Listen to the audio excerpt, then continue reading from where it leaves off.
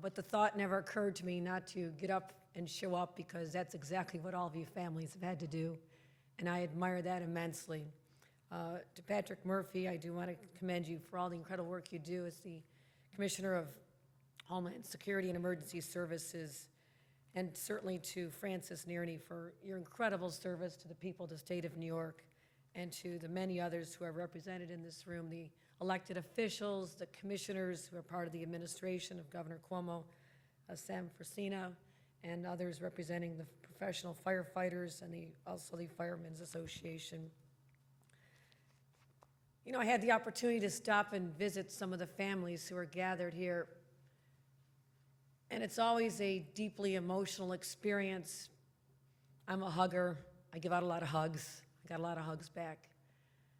But when I think about the word resiliency, I see it on full display when I come to this event every year. And I leave energized with the thought that there are good people out there. Your loved one, your son, your husband, your grandpa, these are good people. These are the finest. Because what I want to say is that everyone, 20 million New Yorkers, all have the opportunity to stand up and say, I will put myself on the line of fire to protect my fellow citizens. But how many answer that call? How many say, I will do what it takes? And those who also are part of the military. You talk to a mom whose 37-year-old son was not just a firefighter or a graduate of Stanford Law School, he was also in the military. I mean, these are the people we look up to. But I'm not telling you something you didn't know. Because if you're a mom or dad, it was love at first sight when you first brought your baby home. If it's a wife, something drew you to that special person, perhaps the qualities that also drove them to this unique form of public service where you're willing to die for your fellow human beings. I mean, these are extraordinary people. And if you are blessed to be a child who grew up in a household where your mom or dad said, I will do this, I will step up, because if not me, then who? You have a DNA in you that'll carry you through the rest of your life with a strength and inner courage that is unparalleled. That's the gift you've been given by your loved one. And that is the gift we've been given as a state who slumbers in security every night, because we know you're out there. Your loved one who you lost, but all the other individuals in there, we know you're out there for us. We've never questioned that covenant that we have with our firefighters, that you'll always show up. Whether it's my little girl getting injured and having to be taken to the hospital off her bicycle, or the countless disasters, Mother Nature wreaking havoc on our state, you all show up when there's a flood or a hurricane or tropical storm. Or is it a man-made disaster when terrorists tried to destroy the very fabric of our nation and your loved ones stood up and said, no, you won't? You not only were rebuffed in your efforts to divide us, you made us stronger together. My God, how many people we lost that day, but no one could have ever foreseen that we'd be still burying these people years later because of a disease that people at the time says, you're okay, don't worry about being on the pile day after day, month after month. So I heard the stories. I had a chance to say hello to some of the families of people who never gave up on their buddy, kept going back. And the pain that went way beyond even just that day, 18 years ago, to watch your strong guy suffer, be broken down a little bit from cancer. I mean, but you never wavered in your love and compassion for your husband or your son or your brother or your dad. You were there for them as well. Or those who are lost, even back in the 1930s, we're celebrating, some people came to talk about their grandpas. This is a bonding experience. You're part of a family that, no, you didn't sign up for. You didn't say that this is part of my life plan. But you need to know the awesome respect that we have for all of you as the families, because I don't know how you do it. If I ever need an inspiration, I think about your faces. I think about bringing a 5-week-old baby and a 4-year-old sister, granddaughter. I mean, these experiences are tough on a lot of people, but you could have stayed in bed and you showed up today.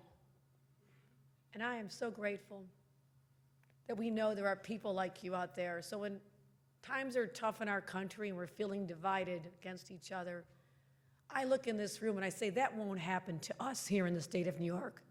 Because at the end of the day, your beliefs don't matter. Your religion doesn't matter. The color of skin doesn't matter. Because we will stand up and protect you. That's what the fire service is all about. So I come here with a grateful heart on behalf of Governor Cuomo and 20 million New Yorkers who I know are sleeping better every single night because of the individuals who put on a uniform in this room and your loved one who did it one time. Thank you for the extraordinary opportunity to meet you, to hug some of you, and to be inspired by every single one of you. Thank you. States Fire Service. Thank you for joining us today. I'd also like to thank our dais for joining us. I will introduce them as they come up to speak. The memorial, with our state capitol building as a backdrop, is located prominently on the Empire State Plaza, was designed, constructed, and is beautifully cared for by the New York State Office of General Services. It is intended to provide a place of remembrance for those who have lost loved ones in the line of duty. For the 22nd year, we are gathered here to pay tribute to those New York State firefighters who have paid the supreme sacrifice in service to their community. Regretfully, again this year, we must gather in honor to add firefighters to our memorial. Today, 23 names have been added to those already inscribed on the memorial wall, with the earliest today dating back to 1935. I'll ask you to please stand for our invocation. Our invocation will be delivered this morning by Monsignor Mark Fletcher. I'm sure in the number of speakers we have today, you'll hear a reoccurring theme. On this solemn day, we come together to remember and honor and memorialize 23 brave souls who put their own personal safety aside and in the end gave their lives in order to protect and save not only their communities, those that are in their communities, but complete strangers. Let us never forget the courage and sacrifice of these heroes and use them as an example which we as New Yorkers should all try to be, to live up to. New York's Fallen Firefighter Memorial serves as a powerful, permanent reminder of the bravery, dedication, professionalism, and sacrifice of not only those we honor today, but the 2,552 others who are also remembered with this memorial that stands out in the plaza. Because of this selflessness and heroism, these individuals, as well as the state's over 100,000 current firefighters, many who are here today, because of this, millions of New Yorkers are able to sleep easy at night, knowing someone is standing ready to respond. We also acknowledge and express our deepest sympathy to the families and the loved ones of those who have been memorialized both today and in the past. We cannot begin to imagine the sacrifices you have made so that your loved ones could protect the rest of us. Thank you for your strength. Thank you for your courage. Thank you for your dedication. All of this for the 23 souls that we honor today. And because of this memorial, we will never forget. It is now my distinct pleasure to welcome to the podium the Lieutenant Governor of the State of New York, Kathy Hochul.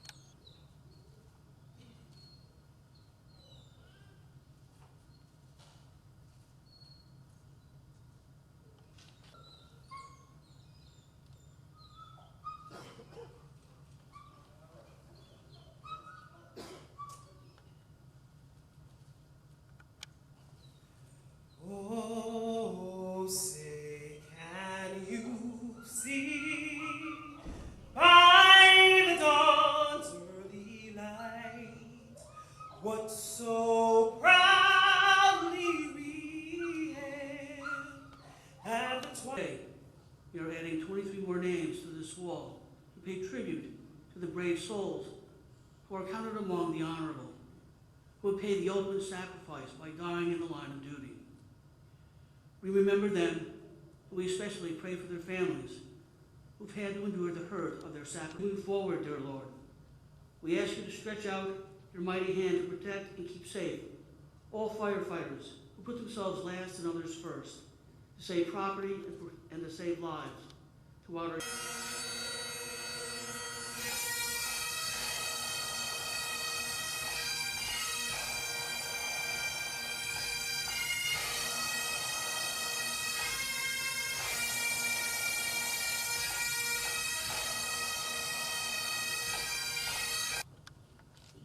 Christopher J. Raguso.